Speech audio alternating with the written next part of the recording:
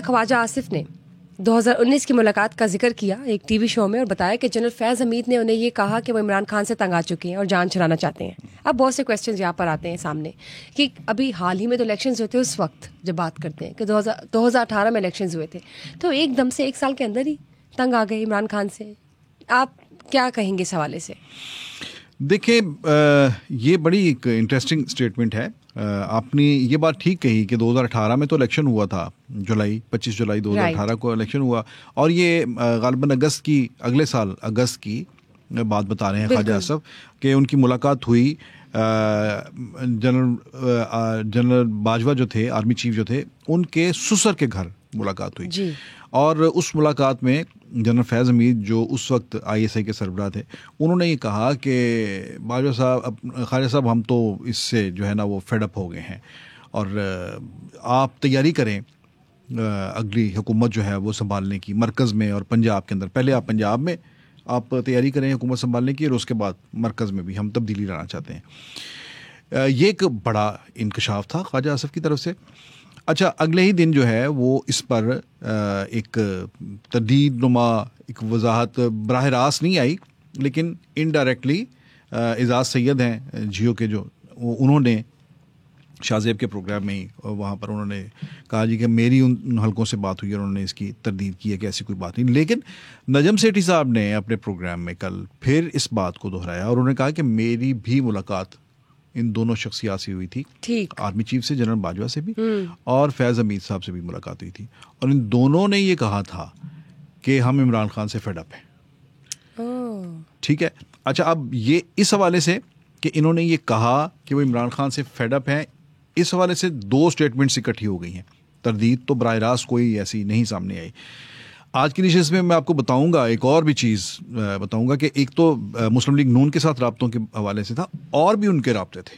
कौन से राब्ते थे मैं अभी आगे चल के आपको बताऊंगा। अभी पहले ये बात सुन ले कि ये बात जनरल फैज़ हमीद ने की तो क्यों की, वजह क्या थी, या जनरल बाजवा ने और जनरल फैज़ हमीद ने अगर सिटी साहब से बात की तो वो क्यों की।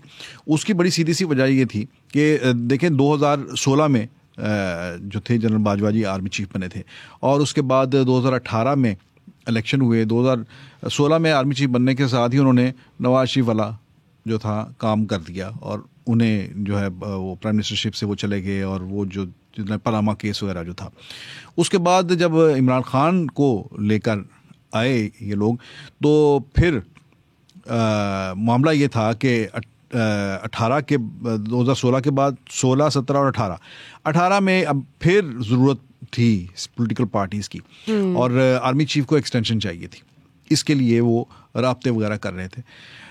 अच्छा, ये जो ख्वाजा आसिफ से जो बात हुई है, ये भी इसी कॉन्टेक्स्ट में बात हुई कि ख्वाजा आसिफ चूँकि बहुत ही करीब हैं मियां नवाज शरीफ के, तो उनके साथ ये बात की होगी कि ताकि मियां नवाज शरीफ तक ये मैसेज जाए कि हम आपके साथ भी हैं, हम आपको नहीं छोड़ रहे अक्सर, और आपको भी हम ऑन बोर्ड ले रहे हैं। ठीक ठीक, समझ गए।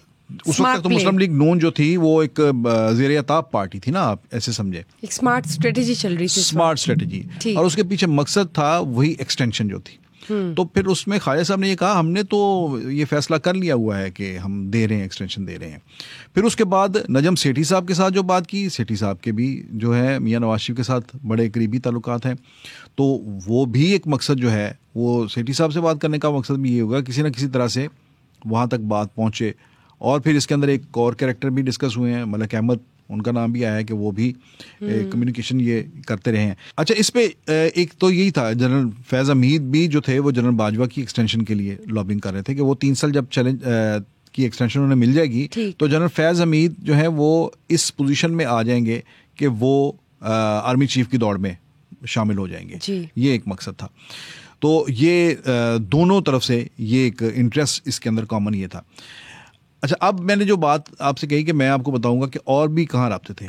मेरी उन्हीं दिनों में जो है वो बात हुई कुछ पीपल्स पार्टी के हलकों से, तो बहुत ही एक इंटरेस्टिंग एक सूरत हाल है। वो जनरल फैज़ हमीद का इनफैक्ट इसके अंदर जो कैरेक्टर है वो बड़ा खुल के सामने आता है, और उनके जो अज़ाइम और उनका जो स्टाइल काम करने का, वो किस तरह से हर तरफ लोगों को एंगेज कर रहे थे। एक तरफ मुस्लिम लीग नून को उन्होंने बड़ा ज़बरदस्त किस्म का उन्होंने कॉर्नर किया था। उनके जिस तरह से इस वक्त पीटीआई ये कहती है कि उनके कैंडिडेट्स को टिकट नहीं देने दिए गए, ठीक है, और उनके कैंडिडेट्स जो हैं आज़ाद, उनको इलेक्शन लड़ना पड़ा। याद रखें कि मुस्लिम लीग नून के भी पंजाब के अंदर जो सेनेट का इलेक्शन हुआ था, उनके तमाम कैंडिडेट्स को इंडिपेंडेंट कर दिया गया था, ठीक, और उन्हें पार्टी टिकट जो है वो जारी नहीं करने दिए गए थे। यही वजह है कि आज भी आप सेनेट का रिकॉर्ड उठाकर देखें, उसमें उस इलेक्शन के दौरान जो लोग मुस्लिम लीग नून के जो सेनेट के मेंबर इलेक्ट हुए थे, उनके आगे इंडिपेंडेंट लिखा हुआ है।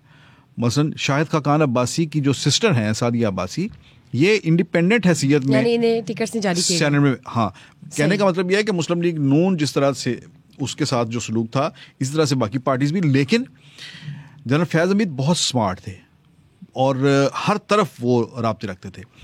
पीपल्स पार्टी की मैंने बात की, तो पीपल्स पार्टी की तरफ से भी एक मैं कहता हूँ कि बड़ी ज़बरदस्त किस्म की और हैरान कुन इन्फॉर्मेशन सामने आई। उन्होंने कहा जी कि जनरल फैज़ हमीद तो बहुत अच्छा आदमी है।